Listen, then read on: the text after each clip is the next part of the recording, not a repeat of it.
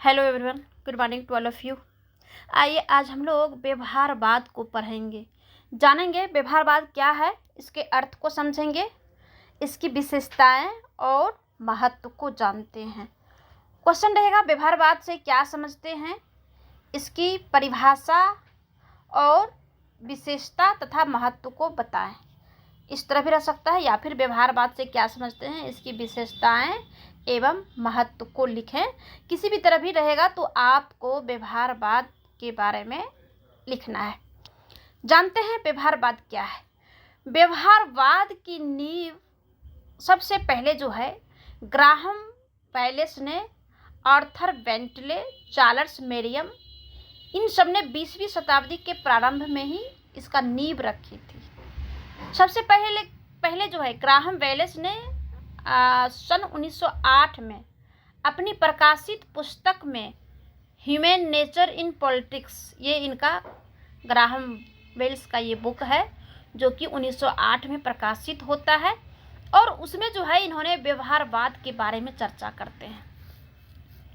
Human nature in politics में राजनीति वैज्ञानिक तत्वों जैसे कि भावनाएं, व्यक्तित्व, रुझानों आदि के प्रभाव के अध्ययन पर बल दिया जाता है।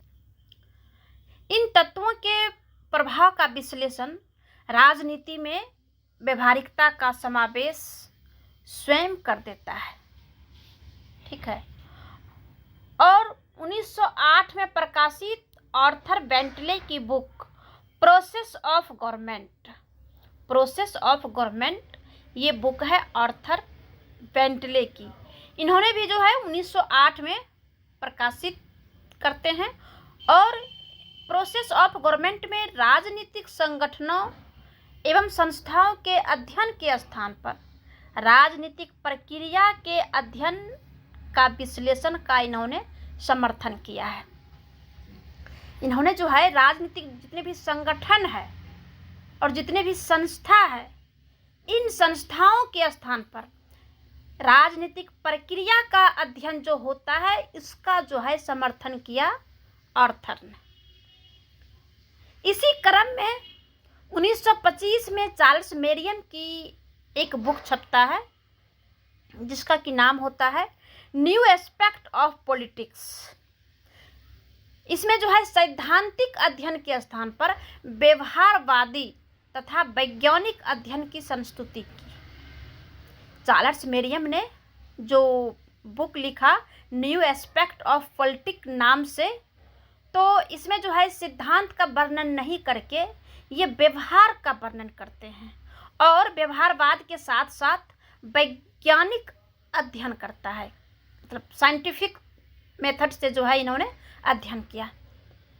राजनीतिक व्यवहारवाद से संबंधित जो जिन लोगों का विचार हम लोग पढ़े, जैसे चार्ल्स मेरियम, आर्थर बेंटले और ग्राहम वेल्स के, तो इन सब में जो है व्यवहारवाद से ही संबंधित विचारों का संकलन करके 1950 के दशक में अमेरिका के राजनीति शास्त्री डेविड ईस्टन ने एक व्यवस्थित सिद्धांत के रूप में व्यवहारवादी दृष्टिकोण का विश्लेषण करता है। इसीलिए उन्हें जो है किन्हें, डेविड ईस्टन को व्यवहारवाद का जनक कहा जाता है। डेविड ईस्टन को व्यवहारवाद का जनक इसलिए कहा गया कि जिन लोगों ने थोड़ा थोड़ा व्यवहारवाद पर अपना विचार व्यक्त किया, किसी ने समर्थन किया बुक के माध्यम से, पत्र पत्रिका के माध्यम से, तो इन सब को संकलित करके 1950 के दशक में अमेरिका के राजनीति शास्त्री डेविड ईस्टन जो है व्यवस्थित रूप दिया। इसीलिए डेविड ईस्टन को व्यवहारवाद का जनक कहा जाता है। अब आइए जानते हैं व्यवहारवाद का अर्थ और परिभाषा को। व्यवहारवाद का अर्थ क्या है, इसका अर्थ के संबंध में व्यवहारवादियों के विचारों में एक रूपता नहीं है। मतलब जितने भी विद्वान हैं जो व्यवहारवाद के बारे में जो कुछ कहा है, किसी में एक रूपता नहीं है। सभी विद्वान ने अपने अपने अनुसार जो है व्यवहारवाद की मनोदशा एवं मनोवृत्ति को दर्शाया है। तो व्यवहारवाद के जो जनक डेविड ईस्टन है, इन्होंने जो है वैज्ञानिक मनोदशा का प्रतिबिंब बताया है। ईस्टन ने विभिन्न नमो बौद्धिक प्रवृत्ति, तथ्यात्मक शैक्षणिक आंदोलन, व्यवहारवादी क्रांति आदि नामों से संबोधित किया है। कौन? डेविड ईस्टन ने। डेविड ईस्टन ने कई प्रकार के नामों से व्यवहारवाद को संबोधित किया है। इसी कड़ी में एक और विद्वान आते हैं, रॉबर्ट ए डहल। इन्होंने जो है व्यवहारवाद को परंपरावादी पद्धति का सैद्धांतिकता के विरुद्ध एक विरोध आंदोलन की संज्ञा दी। यानी कि रॉबर्ट ए डहल का कहना है व्यवहारवाद के विषय में कि ये जो है परंपरावादी पद्धति का सैद्धांतिकता के विरोध में एक विरोध आंदोलन की संज्ञा है। यानी परंपरावादी क्या है कि परंपरावादी में जो है व्यवहारवाद के स्थान पर जो होता था वो चर्च उर्च जो है उस समय जो है ज़्यादा इस सब का वैलिड था। तो इसीलिए जो है इन्होंने कहा है कि सैद्धांतिकता के विरोध किया और विरोध का एक आंदोलन की संज्ञा इन्होंने बताया। इसलिए व्यवहारवादी उपागम में अध्ययन का केंद्र बिंदु संस्था ना होकर व्यक्ति का राजनीतिक व्यवहार है। कई विद्वान ने परिभाषा दिया है। एक रूप नहीं होने के बावजूद कई विद्वानों ने व्यवहारवाद को परिभाषित किया है, जिसमें कि सबसे पहले जोसेफ डनर ने कहा है व्यवहारवाद के रूप में कि व्यवहारवाद सामाजिक घटना का पूर्व अभिमुखीकरण है, जो मुख्य रूप से अनुभववाद, तार्किक प्रत्यक्षवाद और अनुशासनिक स्वार्थों से संबंधित रहता है। जोसेफ डनर का कहना है कि जो व्यवहारवाद है वो सामाजिक घटना का पूर्व अभिमुखीकरण है।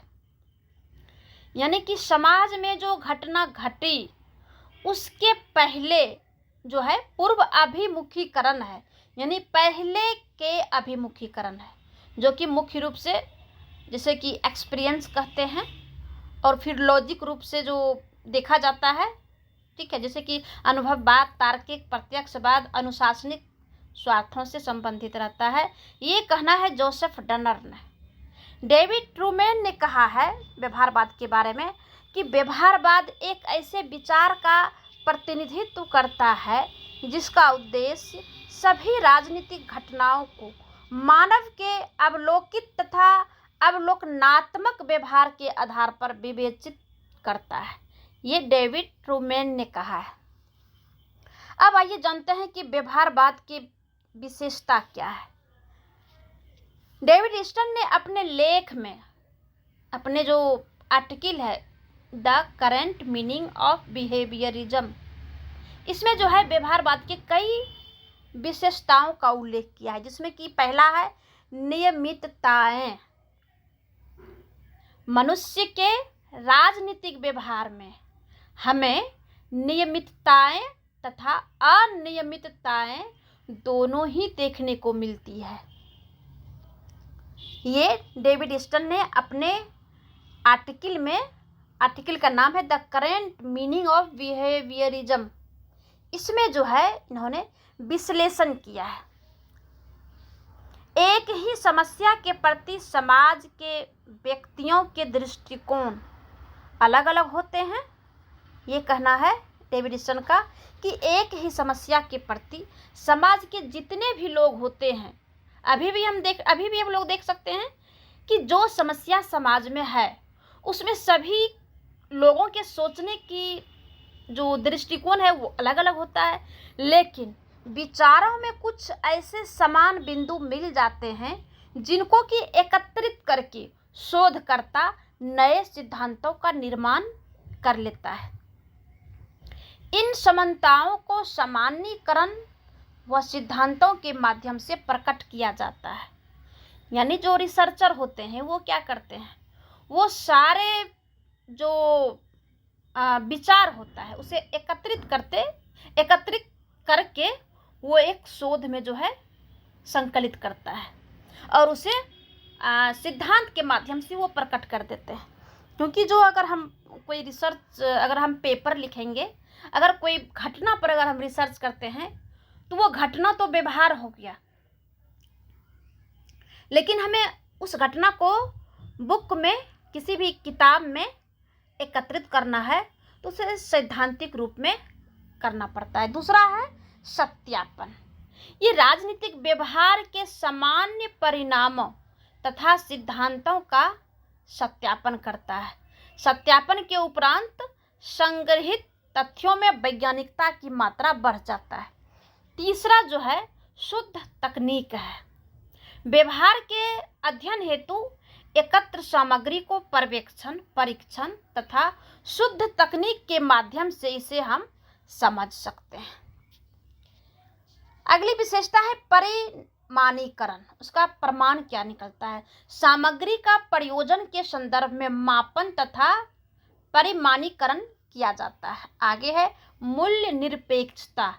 व्यवहारवाद में व्यक्तिगत मूल्यों को अलग रखा जाता है और अध्ययनकर्ता को तथ्यों का संग्रह करते समय इस बात का विशेष ध्यान रखना होता है। उसे चाहिए कि उसके मूल्यों तथा मान्यताओं का उत्तरदाता पर प्रभाव नहीं पड़े। ऐसा जो है रिसर्चर को जो है कहा जाता है। आगे है विशुद्ध विज्ञान। राजनीतिक व्यवहार का अध्ययन शुद्ध विज्ञान के रूप में करना चाहिए। विभिन्न प्रकार की वैज्ञानिक तकनीकों का प्रयोग करके निष्कर्षों को इस स्थिति में लाना चाहिए जिससे कि वे ठोस सिद्धांतों का रूप धारण कर ले और राजनीति विज्ञान को प्राकृतिक विज्ञानों की श्रेणी में रखा जा सके। आगे है एकीकरण। अब कोई भी चीज अगर अलग अलग है या घटना अलग अलग है, उसे एकीकरण करना है। समस्त सामाजिक विज्ञान एक है और उनकी जो उपलब्धियों का प्रयोग एक दूसरे में हो सकता है। तो इस रूप में क्या हुआ कि व्यवहारवादी जो है अध्ययन पद्धति अंतर अनुशासनात्मक दृष्टि पर बल जो है ज्यादा देता है। अब आइए जानते हैं कि व्यवहारवाद का राजनीति विज्ञान पर क्या प्रभाव पड़ता है। राजनीति विज्ञान पर व्यवहारवाद के प्रभाव का उल्लेख जो है हम निम्न बिंदुओं के माध्यम से करके समझते हैं, जिसमें कि पहला है कि व्यवहारवाद मात्र एक उपागम या दृष्टिकोण नहीं है, वरन यह तो राजनीति विज्ञान की समस्त विषय वस्तु को नवीन रूप में प्रस्तुत करने का एक साधन भी है। इसने राजनीति विज्ञान को नए मूल्य, नई भाषा, नई पद्धतियां, उच्चतर परिस्थिति, नवीन दिशाएं और सबसे बढ़कर अनुभवात्मक वैज्ञानिकता प्रदान करता है। ये जो है व्यवहारवाद राजनीति विज्ञान पर प्रभाव डाला। दूसरा है कि व्यवहारवाद ने राजवैज्ञानिक के दृष्टिकोण को व्यापक बनाया है। राजनीति वैज्ञानिक के दृष्टिकोण को व्यापक बनाया है और उन्हें इस बात के लिए प्रेरित भी किया है कि समाज विज्ञान का अध्ययन दूसरे समाज विज्ञान के संदर्भ में किया जाना चाहिए। तो व्यवहारवादियों के इस विचार को अंतर अनुशासनात्मक दृष्टिकोण कहा जाता है।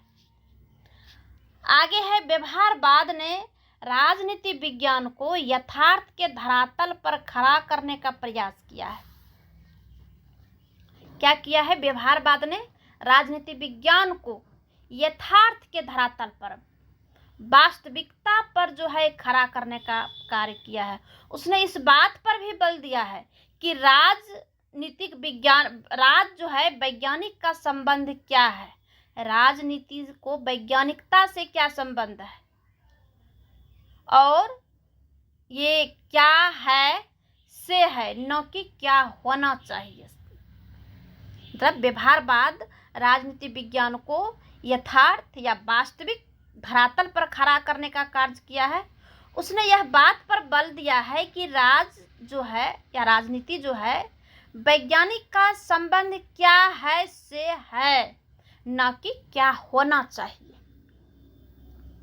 व्यवहारवाद ने संस्थाओं के स्थान पर व्यक्ति को राजनीतिक दृष्टिकोण की इकाई बनाने पर जोर देने की बात कही है। व्यवहारवाद क्या किया है? जो ऊपर में जो परिभाषा हम लोग पढ़े, परिभाषा में स्पष्ट रूप से है कि व्यवहारवाद जो है यथार्थ पर काम करता है और वो सिद्धांत जो है या संगठन है या जो भी संस्था है उस पर जोर नहीं दे करके इसी दिशा में जो उस पर जो काम होता है यानी व्यवहार पर जो है ज़्यादा बल देता है और इसी दिशा में एक महत्वपूर्ण प्रयास जो है करता है। आगे है कि व्यवहारवाद ने अपने वैज्ञानिक अनुभववाद के माध्यम से नवीन दृष्टि, नवीन पद्धतियां, नए मापन और नूतन क्षेत्र प्रदान किए। व्यवहारवाद के परिणाम स्वरूप ही राजनीति विज्ञान, साक्षात्कार प्रणाली, मूल प्रश्नावली प्रणाली और सोशियोमेट्री आदि अपनाने की ओर प्रवृत्त हुए हैं। तो राजनीति के अंतर्गत अब न केवल मतदान व्यवहार है बल्कि राष्ट्रीय और अंतर्राष्ट्रीय व्यवस्थाओं का अध्ययन भी इस पद्धति के आधार पर ही किया जाता है।